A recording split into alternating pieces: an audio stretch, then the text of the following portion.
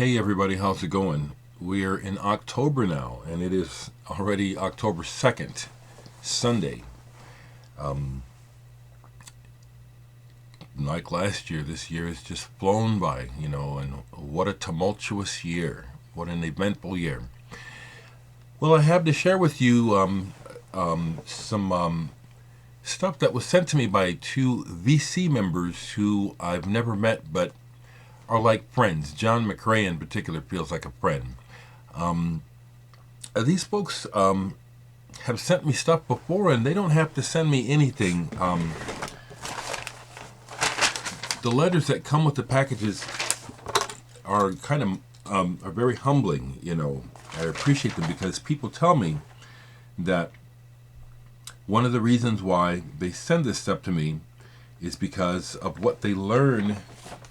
What they have learned through watching my videos, and I'm looking to see that one doesn't have a quote. This one, let me see if I can quote this letter. It just says again, Dereck, find enclosed some VCLT, which is Vinyl Community Love Train, and a thank you for all I've learned from you about music. Your videos have opened up a lot of new doors for me. And then he goes to explain that what he sent me is mostly dupes where he's been able to upgrade his copies and sent me the old ones. Well, I really appreciate what he sent me because there's some records that, a couple things I got today from these guys I really wanted. I've really been wanting in my collection. I'll start with Justin Ingber. And Justin posts on Facebook. He doesn't make videos, but he has a regular thing that he does. Justin is a collector of 45 RPMs, but pristine with picture sleeves and from all over the world of super cool stuff. I mean, everyone from Led Zeppelin all the way to Caravan and Wigwam and Eloy and all these bands that when you see their singles, it's like, whoa, I didn't even know they made a single, and he's got them. Anyway, I'll start. He sent me some singles, but he sent me some books as well, and a picture. And I'll start with the picture. I appreciate all this stuff because I do understand that it's a show of appreciation. It got creased, but he sent me this picture of Steve Hackett. Both these guys are Genesis fans like me. They know how important Genesis is to me historically. And Steve Hackett is still, to this day, one of my favorite guitar players, one of my favorite guitarists. The other book that he sent that I haven't really looked at yet, but that I appreciate is I Want to Take You Higher, the Rock and Roll Hall of Fame's museum, kind of a compendium of stuff. Really haven't looked at it yet, but it's great. Lots of pictures and quotes from the 60s, oh shoot, let's see if I can get some great pictures. There's that one of Jimi Hendrix. Look at that. Really appreciate this. You also sent me this Japanese. Now, I don't know if this is a catalog or a magazine, but it's A Strange Days, number 7. With Bowie on the cover, Bowie advert on the back.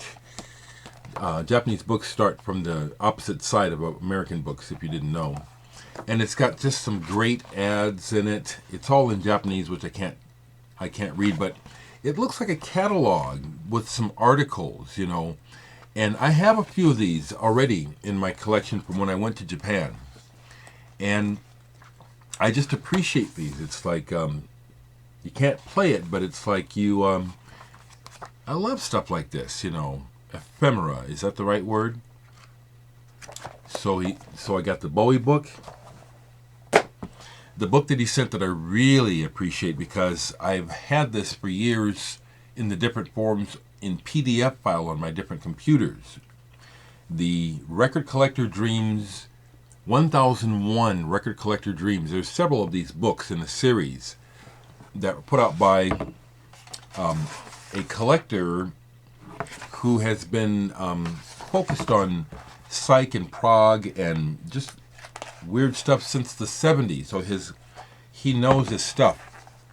And this book shows color pictures of some of the rarest, most valued rock and psych records in the world.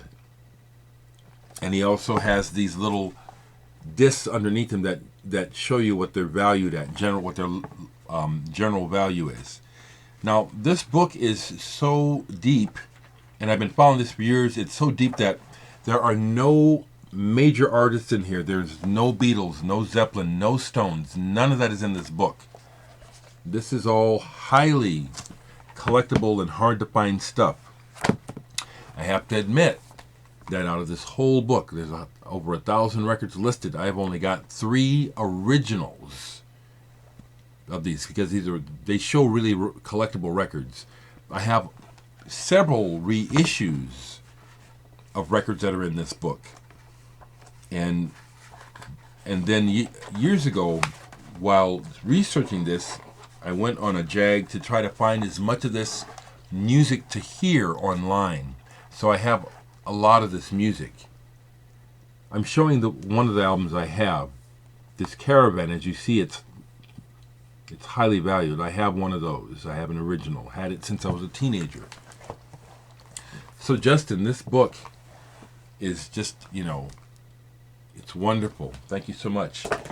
Looks like my camera is acting up, so hopefully there may be some speed problems I'm seeing. It seems to be hanging up. I'm going to try to keep going for a bit. I'll tell you what I'll do. I'm going to break this up into 2 videos. I'm going to do the Justin Ingber VCLT in this one, then I'll come back and do the one of John, because this looks like it's acting funny. So he sent me about 1, 2, 3, 4, 5 singles. I appreciate them all. I'll show the ones that I'm really, really happy about the last. So he sent me a Spencer Davis group single, After Tea and Moonshine. This is after Steve Winwood left the band, and they actually kind of sound like Traffic on here, where they're trying to copy the pop psych sound that was popular at the time. This is the end of the 60s. Love the picture sleeve. Love it. And it's a good song. I'm a big Todd Rundgren fan, and have met Todd several times. Matter of fact, Todd has some of my records in his collection. Philip Glass, Peter Buck, those are some people I know who still have copies of my records in their collection. But here he sent me Hello, It's Me. I didn't look to see what country this was made in. It's German, West Germany. Pressing. Lovely. Great song. I have several versions of this on single now, and I really appreciate this. This one is real cool. These last 3 are just really wonderful. There's a Polish fusion band, jazz fusion band that was around for years called SBB. And Justin sent me a single by the keyboardist, which I knew nothing about. And it's in Polish, so I can't quite pronounce the titles. The Joseph Skierczek of SBB. That's how this is actually titled.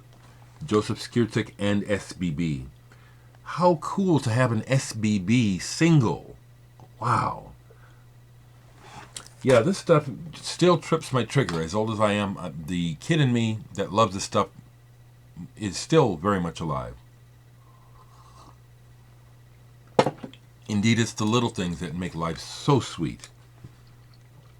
These gifts really, really touch my heart, and again, affirm to me that I'm living a good life. And I say this a lot because I have a couple of people who used to be close friends who have become haters because I stopped playing their games, And, one of them still tries to actually cause problems for me, and which I recognize as mental illness. But I still have to put up with it, and that's why I talk about it. I'm pretty certain this person is the person that as soon as I make a video, he gives me a dislike, It's very sick, And if it's you, I am addressing you directly. I'm right here in town, and we can meet any time. Not to fight, but to try and heal. Because I ain't done shit to you. If anything, it's the opposite. And you're so sick you won't acknowledge it. For you folks that don't have any idea what I'm talking about, because this is my channel, I will say what I want here, and this is my opportunity to reach people. So I hope that message gets where it needs to go, okay? And the rest of you folks, please just disregard. Okay, the last two singles that Justin sent me are the icing on the cake. Just wonderful. Flaming Youth. He sent me the Guide Me Orion picture sleeve single by Flaming Youth. As you see there at the top, that's Phil Collins. This was the band that he was in before he joined Genesis. This band was actually being touted kind of as a boy band in England, as it turns out. And I actually have this album and had it before I had any Genesis. Turns out that I knew about Phil Collins before I knew about Genesis, because I was able to find the Flaming Youth album, which I still have as a cutout as a teenager, and when I first got the album, I didn't quite understand it. It's a cycle about astrology and the planets, and there was only really one song for the longest that I liked, but over the years, as I've matured, I understand what it's about. And it's a good album. Flaming Youth, I'd grab it, but I don't want to go digging. Super cool to get this single, and I love this label. I know it's just a generic label when it comes to labels. This is one of those Fontana. Everybody and their mother in Europe, all over Europe, has been on the label. But I just love that design, and some of my favorite records are on this label. From Catherine Wheel to House of Love to Albert Eiler and all kinds of stuff. Now the topper, which just completely blew my mind, Justin, thank you so much. He sent me a single that I have been wanting since it came out, which is 35, 40 years or more that I've been, thinking I'd never own a copy of this, okay? This is just mind-blowing to me. Thank you so much, Justin. Genesis, the Carpet Crawlers, backed with the live version of The Waiting Room. This is a collectible Genesis single. Apparently, Justin, you found a cleaner copy of this. This is a played copy, so it's not near mint. It plays fine, but it's scuffed, So you know how picky collectors can be, especially when it comes to wanting to get the value for your money. I'm just stoked beyond words to own a copy of this finally. Genesis are one of my all-time favorite groups. When I discovered them, Nursery Crime and then Foxtrot, it was almost as big of a moment musically as when the Beatles in my life. Excuse me. So this just means so much to me, and I've played it. I don't have to play it because the B-side, which was only released on the single, eventually came out on the Genesis Archive box set number 1, which I have.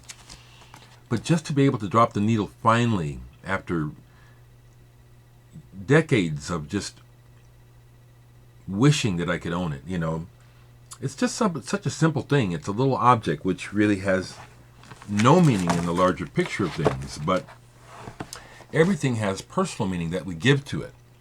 And I just thank you so much, Justin.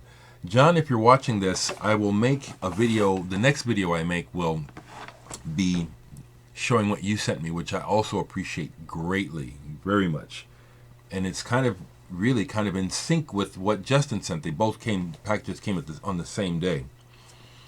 I'll end this video by saying that my last video, I got a comment where someone asked where they could get my music, and I left the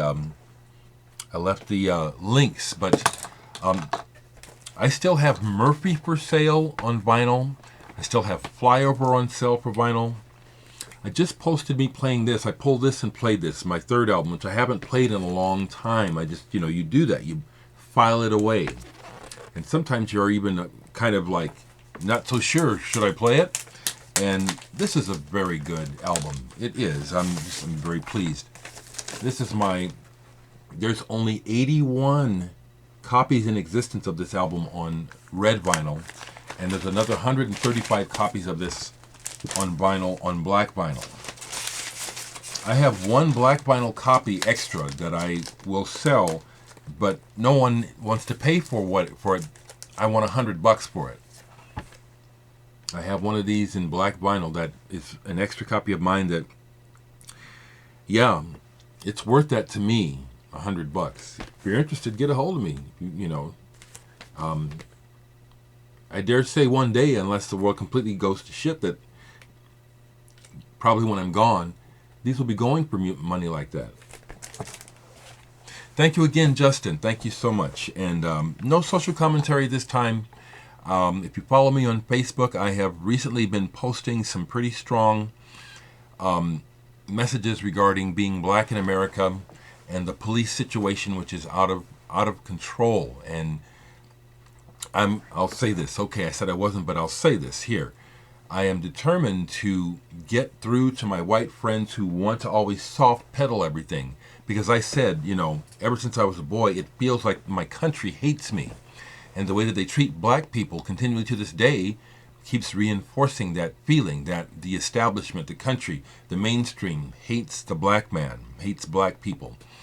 And I said it in the comment, don't come here trying to soft pedal it or say something to make me feel better, because I want you to know, as nice of a guy as I am and as happy as I try to be, being a black man and driving is no fun these days. I'm not afraid of the police. I'm wary of them because they keep killing black people and making excuses for it.